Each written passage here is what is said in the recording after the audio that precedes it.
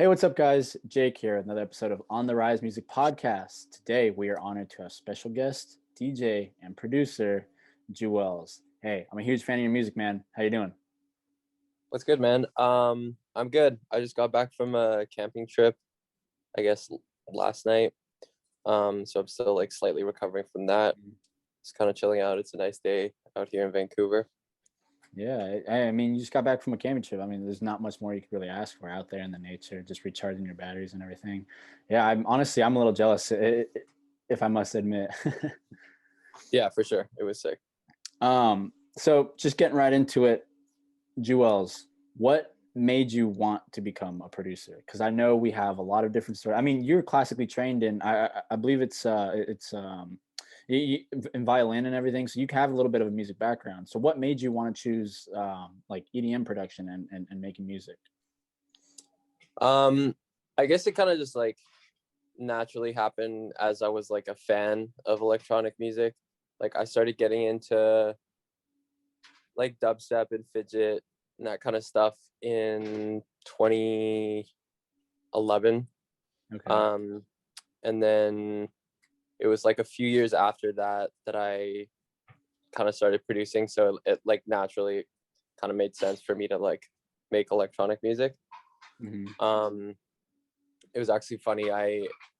So like my plug in university, he was producing like dubstep and stuff. So I'd go to like Okay. his dorm. I'd go to his dorm and he'd be like making dubstep. I'd be like, oh, this is cool. And like every time I like went back and like built more of a rapport with him, I'd like start telling him, because I have like the musical background or Mm-hmm. whatever. So I Yeah. was like, oh, you should like put like a fill here, or like do this here. And it eventually just turned into us doing like these full on sessions where we're like making tracks. So that's like how I kind of learned to produce. And then like not too long after that, I downloaded Ableton and started doing it on my own. Oh shit. Okay. So I'm guessing you've had like, I mean, granted you've had that like musical background and everything, but you haven't gone to any like production school or anything. This is all stuff that you've just like previous knowledge. Yeah, I mean, self-taught. It was like a lot of like, YouTubing stuff and Yeah, of course. figuring out what a compressor is and all that. But yeah, I didn't go to school or anything.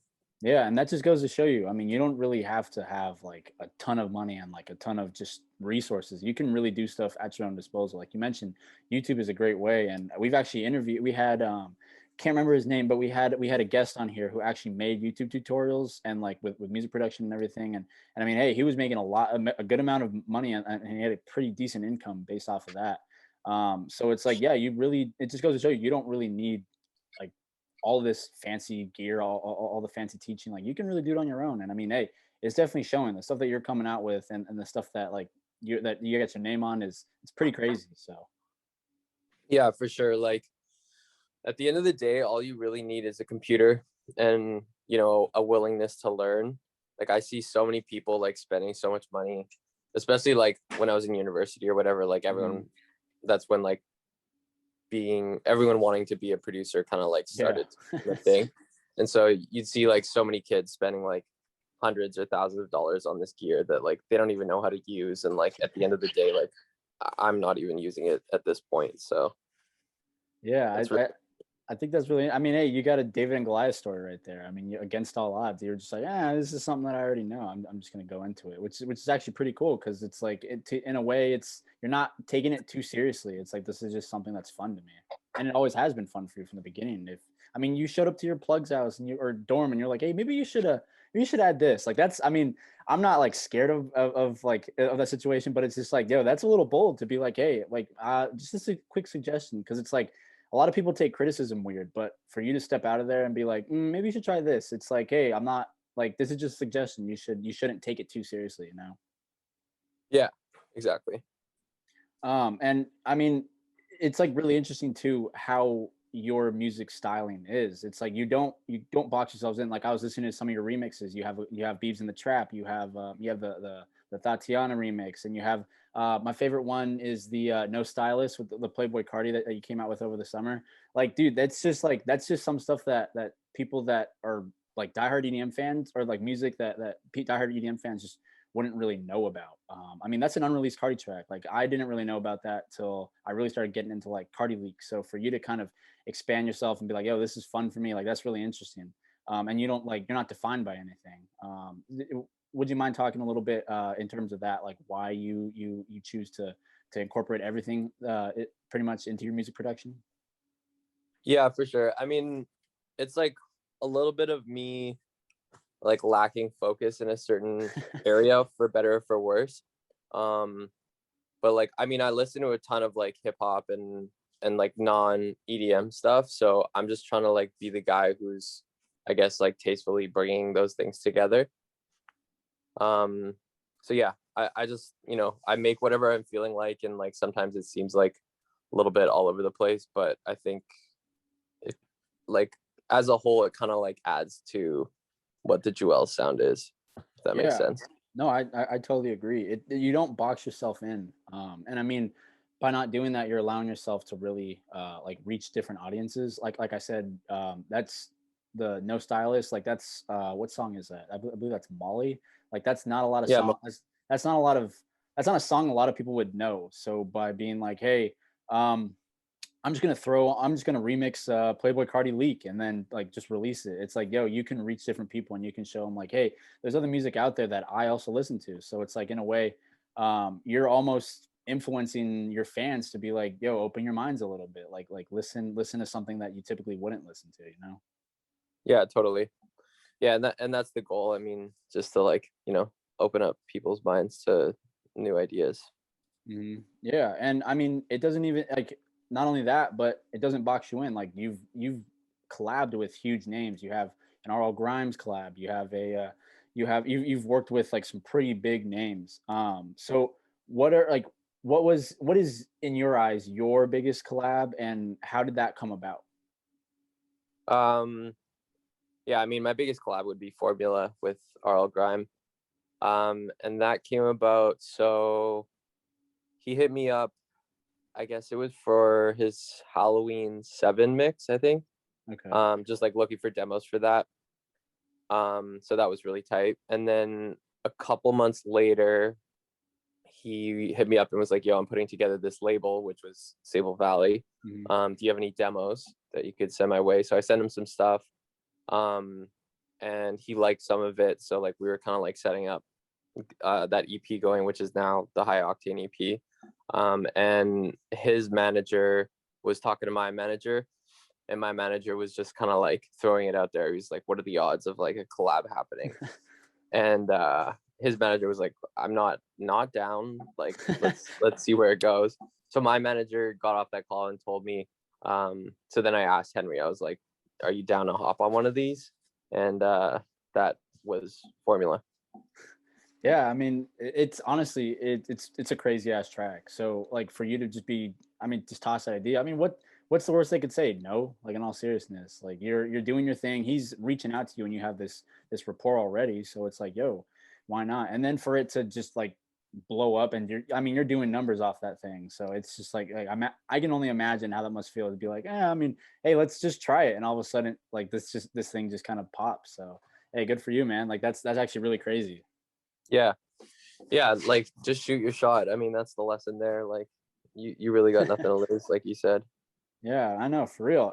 Because it's like, yeah, worst thing they could say is no. I mean, they're not going to be like, hey, this guy was too ambitious. And if they are, it's just like, okay, well, let me take a step back and work on whatever I got to work on. But I mean, you obviously didn't have to. You were in the right place at the right time.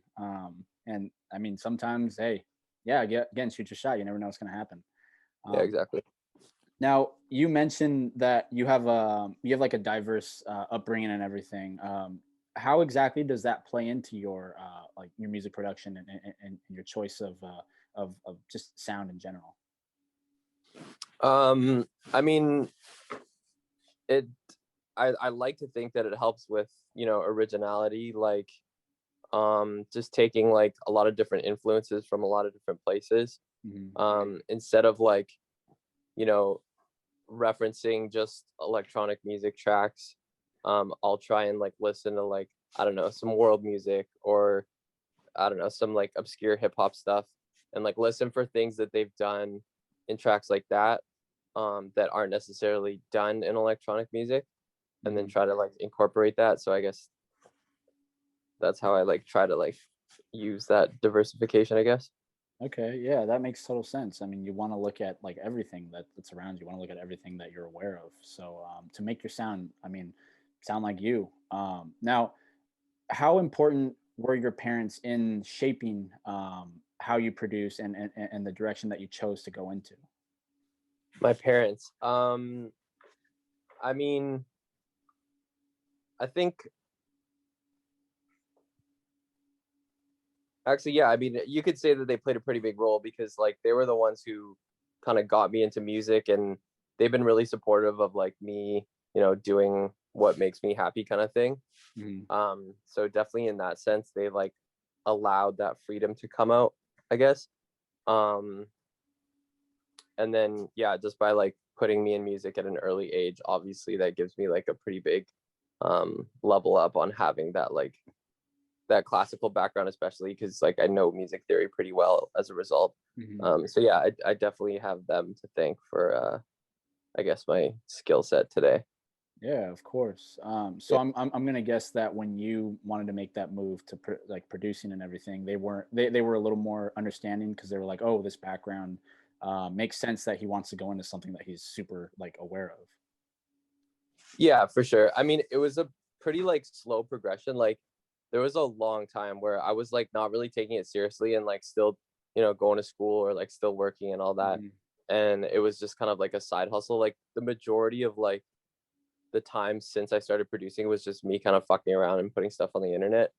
Um, and then it was just in the last like few years that I really started taking it more seriously. So it was like, I guess like an easy transition for me to sell them on because like, the numbers were starting to come in and there was Yeah. like some money coming in there. So like they saw that it was like an actual like tangible thing that was realistic for me to, make something out of.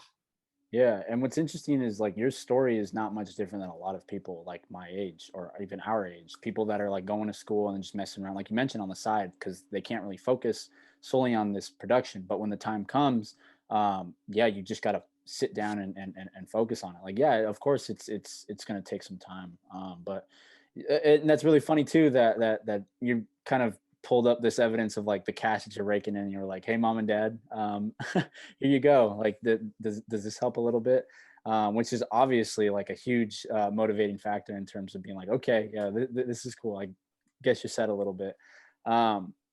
But I mean, in terms of like your progression and everything, and I know that right now we've been like stuck in this pandemic, so there's not much moving around and going out.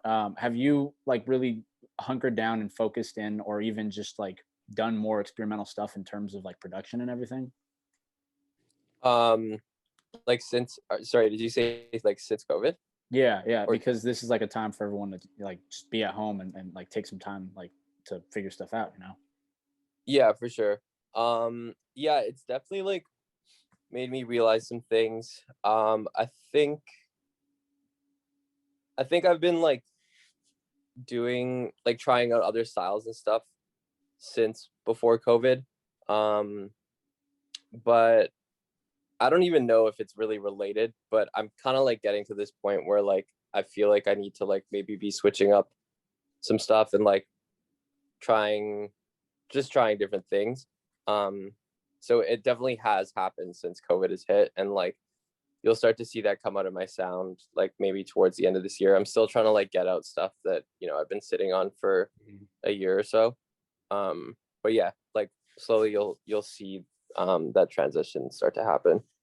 Yeah, and I mean, like you mentioned, like you don't know if it's just because of this or if it's because like something that you're getting tired of your sound, which Yeah, is, I mean, exactly.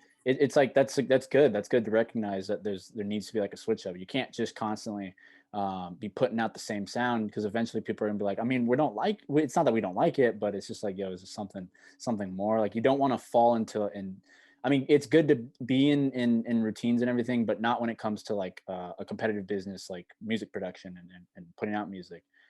Yeah, you don't want to just become another like artist of the past. Like by looking at and moving forward, yeah, you're kind of marketing yourself to a wider audience because you're like, this is something new. Like this is something that someone probably hasn't tried yet. You know? Yeah, exactly. Yeah, it's important to like keep evolving and like keep coming out with fresh stuff, like especially in a genre where like a lot of the music really sounds the same, and it's like can be really like come off as really like over the top or like aggressive or irritating sometimes even.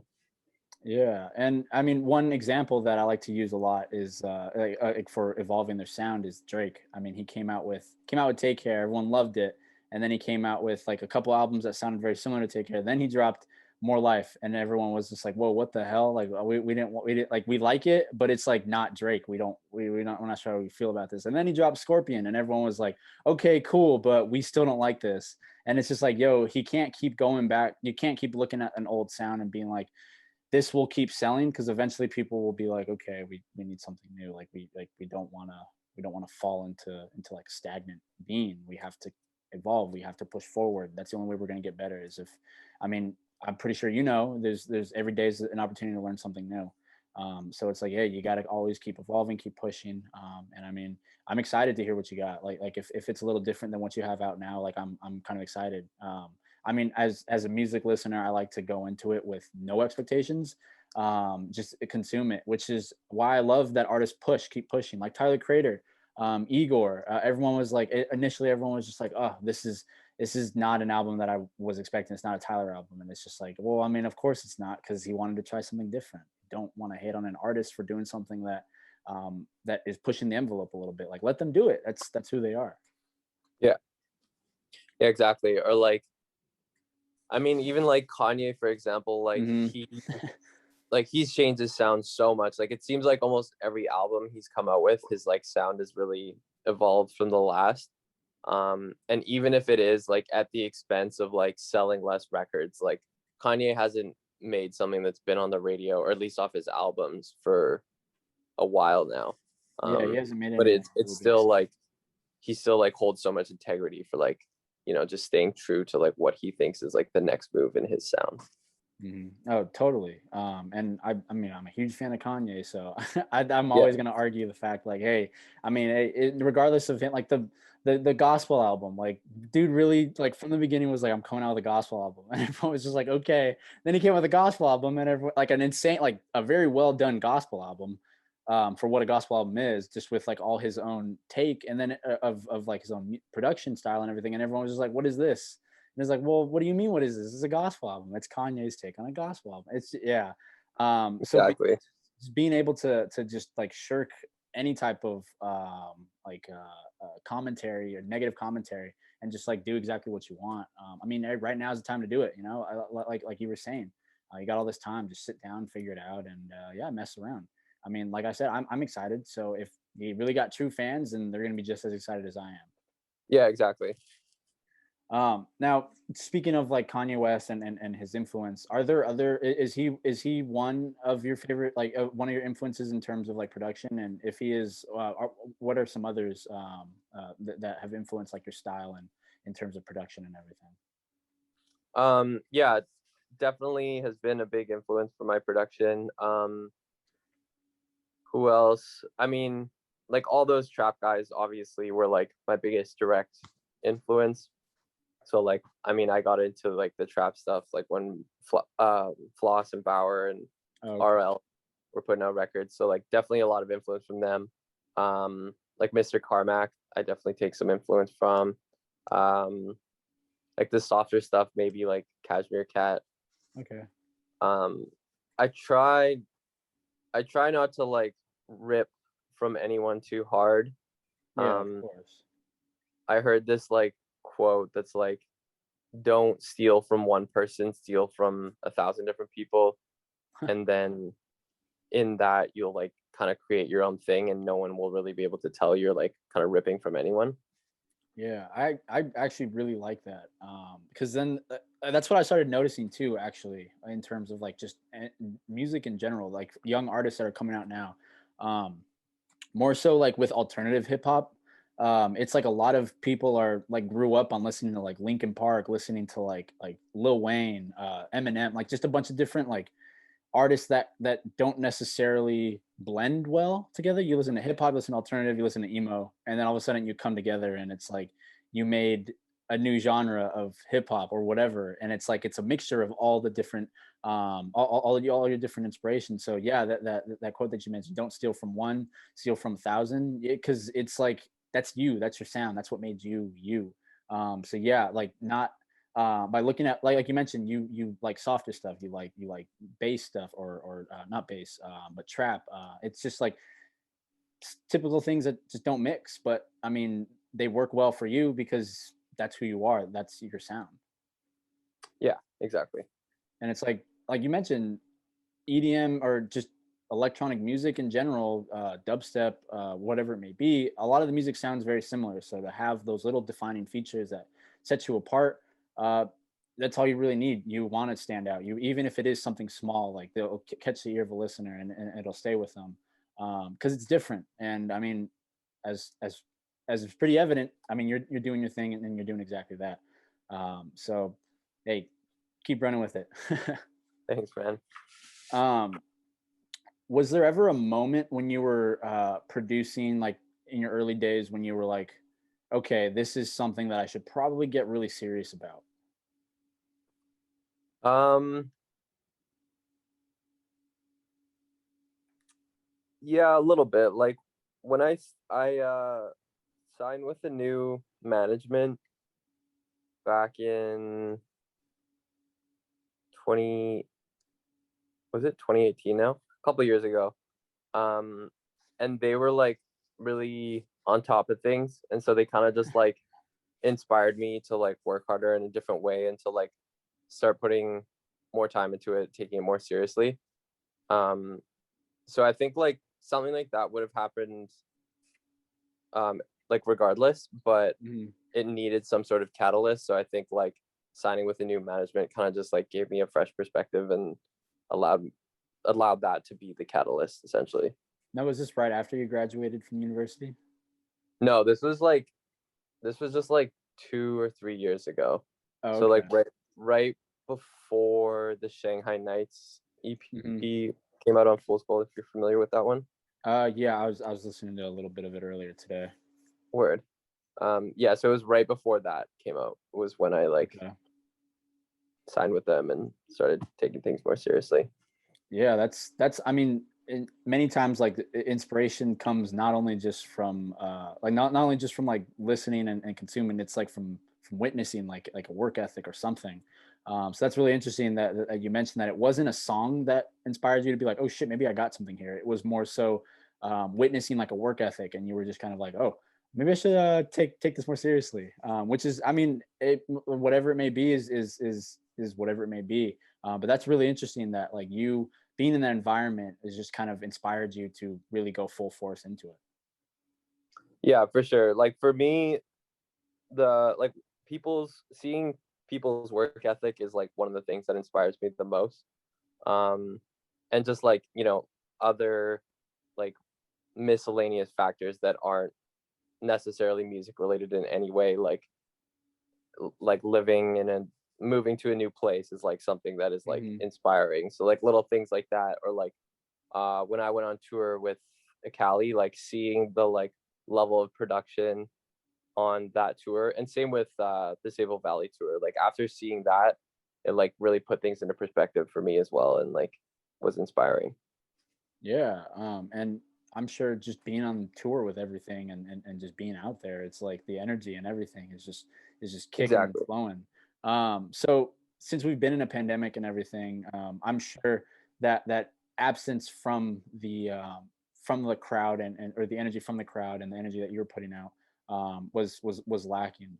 Was there ever like a moment that you looked back to and you were just like, wow, I just can't wait to get to that? Like when you were on stage just performing, or even when you were just in the crowd, was there ever just a moment while you were in the pandemic that you were like, I can't wait to get back to that? Um, yeah, I mean, I wouldn't say there was like one specific moment, but like, every time that like even going through my own camera roll and just like watching footage from shows that I was playing, it like really makes you appreciate doing that stuff more. Hmm. Um, because like touring can be pretty exhausting sometimes. Oh, of course. So like when you're in the thick of it, you don't necessarily like appreciate fully what it is. Hmm. Um, but yeah, just like seeing people post stuff on social media of like shows and all that, and then of course like watching old videos from my camera roll definitely like made me really excited to get back to it. Yeah, I mean, I'm not even a performer, and I'm still like, yo, I can't wait to just get out there and just finally be in that environment, because what I've been told, and I have yet to go to my first rave, so this will be something that this upcoming year is my first rave, so I'm pretty excited, and I've been told like, hey, the best way to experience EDM music is in this environment, is in at a rave, because you're surrounded by people that are there for the music, you're surrounded by people that are putting on great music and that are sending out their energy. So it's like it's something that we didn't know that we missed, but we missed it when we knew it. If that Yeah, makes any sense. yeah, you never know what you got till it's gone. It's like age old saying. Yeah, exactly. Yeah. Now, just throwing it back a little bit, you had a song on SoundCloud that like really took off in the beginning. It was called Cocaine. Would you like to go into that a little bit, just like backstory behind just the song and the production and everything? Yeah, for sure. I mean, that was a while ago. That was like the first song that I made that like I felt like really happy about and was like, this is dope. This is like something that I can do and like sound a little different. Um yeah, I made it in my mom's basement. I think it was like 2015, something like that. And the reason, I don't know if you listen to the lyrics, but the reason it's called Cocaine is just because it's actually a remix from, technically a remix of Major Lazer and Pharrell's Aerosol Can. Yeah, I did hear Pharrell lyrics, and I was like, wait a second, wait, what? Yeah. So that's where the name comes from, because in that song he's talking about in the club, everybody on Sinatra, blah blah blah, whatever the rest of the lyrics are. Yeah, I was like, I was listening to the song and I was like, damn, this okay, this is pretty fucking crazy. And then I was looking at all the comments too, because people can comment on SoundCloud, and there were like 3 or 4 comments that were just like, dude, I can't stop doing blow to this, and it's just like, bro, this song really just is insane, man. It's just like this. Every time I hear this, I get a rush as if I'm taking a bump, and it's just like, damn, man. I mean, like you said, that was the first song that really made you be like, oh crap, okay, this is crazy. I mean, because it was crazy. You still have people responding to that like it that way now. So to have that like impact is insane. So good for you, man. And yeah, that like you mentioned that Pharrell. That's just I mean it's a remix song, which is actually pretty fucking sick. And I love when artists can just sample and to steal, like we were talking about earlier. Kanye West is a huge sample artist. See, that's how he got started. So yeah, that song's crazy. Just went within it because it's got your own touch and it's got samples, and I mean, you even mess around with the samples too. And that's what was the other song I was listening to? And you did the same thing where you messed around with it was one of your remixes that came out this past summer. Um, and you like you messed with it a little bit, and you skewed the lyrics a little bit, or the vocals a little bit, and I enjoyed that a lot. Is that something that you like to use regularly as samples? Yeah, I mean, I love working with like well recorded vocals. So like it's easy to sample acapellas because they're already like, processed, and you kind of just throw them in, and then you don't have to worry about like the mixing and the processing so much. So it's just easy to just go in and chop it up. Yeah. Is the remix you're thinking of the Babushka Boy one? I think it is, or let me check right now actually. Um yeah, because I was just like, damn, this is crazy as fuck. I believe it was Ether actually. Oh no, Ego Death, Ego Death. Oh, okay, Because I was word. like, okay, this is a crazy song to be like. It's just an insane song on its own. So for you to have even mixed it even more, that was really fucking sick. And then I believe you messed with those Ty Dolla Sign's vocals that you like messed with a little bit. And that I was just like, oh shit, okay, this was not what I was expecting. But I mean, hey, I enjoyed it. It was really interesting. So Yeah, for sure. Yeah, with that one, we like, how did we chop it up? We took out Kanye's verse because Kanye's verse is trash. um, but yeah, like we did the FKA Twigs part like over the drop, so that was kind of cool, like switching it up that way. And then I don't know if you noticed, you know that hip hop Harry, like you on TikTok ever? I actually don't have TikTok. No. There's like this old show called Hip Hop Harry where I don't even know what they do on it, but it was like is it the dancing guy and he's like everybody yeah, everybody yeah, I know what you're talking about. yeah. So we like ended up sampling that for like the, I guess the post drop section on that track, and then with FK Twigs vocals over it, it just sounded so crazy. I got to pay more attention then, because I just listened to it just to listen to it, and I wasn't really paying much attention. But now that you mention it, that's what I love. There's more to music production than you initially think. There's a lot little elements, and I was taking a music history class this past semester, and that's what I learned. We learned to produce a track too and everything, and it's just like wow. After that, I mean, I had a lot of respect for producers, but after that, it's just like there's even more that I didn't even realize that just goes into it. So like the little details like that, like stupid little things like Hip Hop Harry, like that's like the goofiest thing you could find. But I mean, hey, you turned it into something that was hard as fuck. So hey, Yeah, what works is what works, you know. yeah, for sure, for sure. Um, Now I understand you got a couple things on their way. Would you like to go into some of those projects that you got coming out that you worked on over the pandemic? Yeah, for sure. So I got a track dropping next month called Akimbo. I posted a little clip of that on Twitter, and like people seem to be pretty stoked on that one. It's like super heavy. It's like probably the heaviest track I'll ever put out. Okay. So I'm stoked for that to drop. I'm stoked to play that out at shows. Like that's gonna go off live. And then the next month I got, I don't know if I can announce this yet, but I'll say it anyways. Maybe we can take it out if no. But We can bleep it. it's I'm dropping the John's collab. It was previewed in, I put it in my Sable Valley mix. I put it in a bunch of mixes that I've like put out over the last year or whatever. So that's coming out in May. That's Sable Valley, so that's gonna be tight. And then I'm starting to roll out in my next EP, and that starts in June. So we'll have like 2 singles for that, and then the full EP will drop like a few months after that, I think. Damn, so you're just hitting the ground running. Yeah, we got like tons of stuff lined up for release. I'm sitting on so much music. I'm just trying to get this stuff out. And the EP I'm excited for. It's like a little more melodic. Okay. And that's, I think, is going to be kind of like the first step towards this like new kind of sound I was telling you about. Yeah. It'll be a gradual transition though. All right. Yeah, man. I'm excited, and I'm sure everyone else is excited. Now, of those upcoming projects, which one is your favorite? Is it the one that's more melodic sounding? Yeah.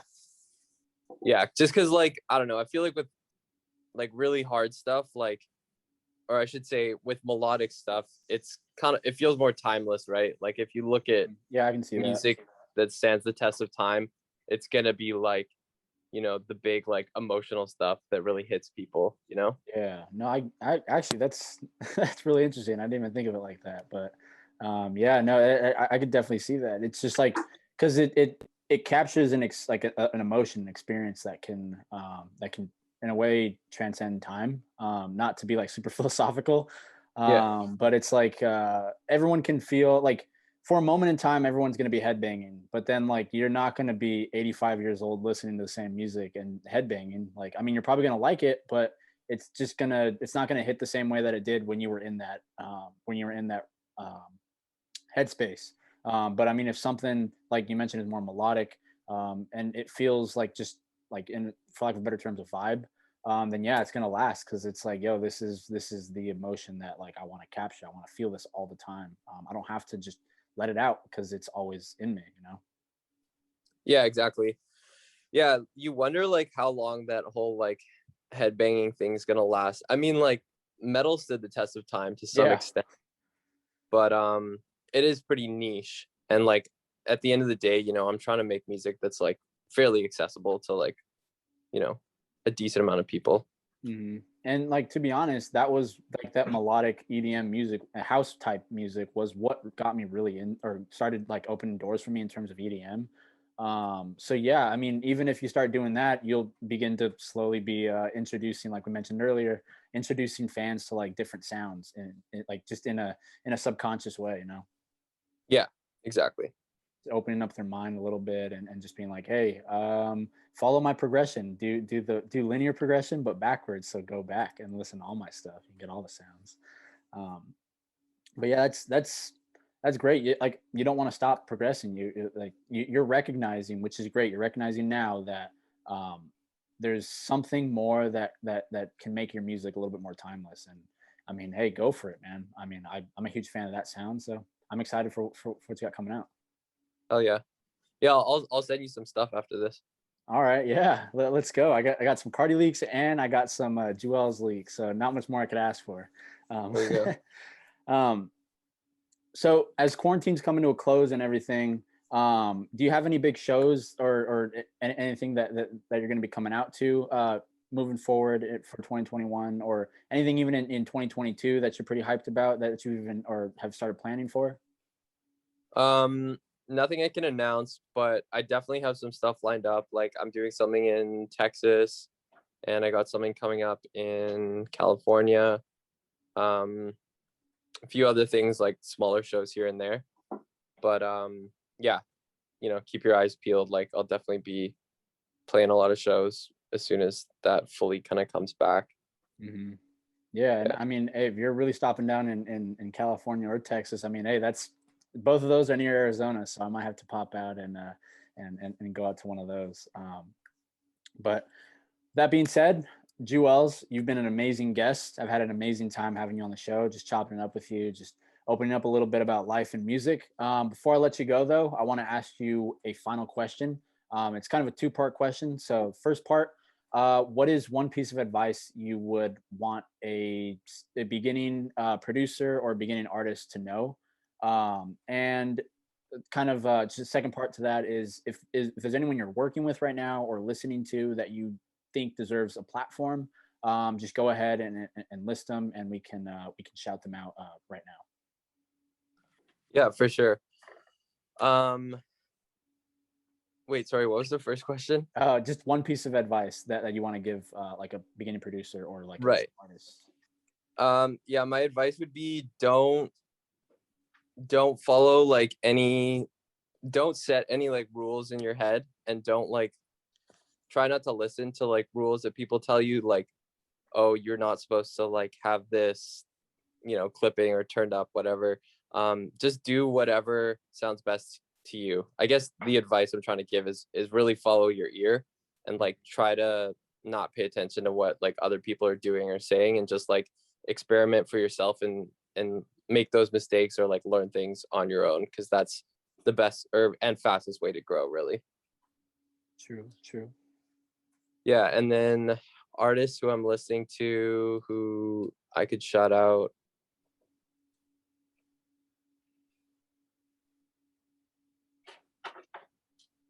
I've been listening to a ton of this isn't really like electronic, but I've been listening to a ton of this dude named Jimmy Stack. Do you know him? Yes, that sounds very familiar. He's kind of popping now. But his music is really dope, and that's like the kind of shit that I've been like fucking with a lot lately. So if anyone wants to go check that out, I think he makes like, it's pretty hard to not like his music. It's JIM-E and then Stack. Okay. I mean, hey, I'm gonna check him out. I mean, if you're co-signing him, he might have something there. Yeah, you'll like his shit. I'm sure you will. Perfect. Yeah, I'm excited. Just like what Juelz said, listen to what you want to do. And shout out Jimmy Stack. With that being said, I want to take another moment to thank you, Juelz, for coming on, chopping it up with us on this lovely Sunday afternoon. Don't forget to follow Juelz on Instagram. Your Instagram handle is BB Juelz. I'm BB Juelz on everything. There you go. Yeah, you can just Google it. You'll find me. Don't forget to listen to his music on Spotify and SoundCloud. Don't forget to keep an eye out for his upcoming tour or show dates and his released music. With that being said, too, don't forget to like, subscribe, and follow the On the Rise YouTube and Instagram channel. Watch our old videos and leave a thumbs up. With that being said, thanks a lot, guys. Thank you, Juelz, again. Peace out. Yo, thanks, man. Yep. Thank you, man.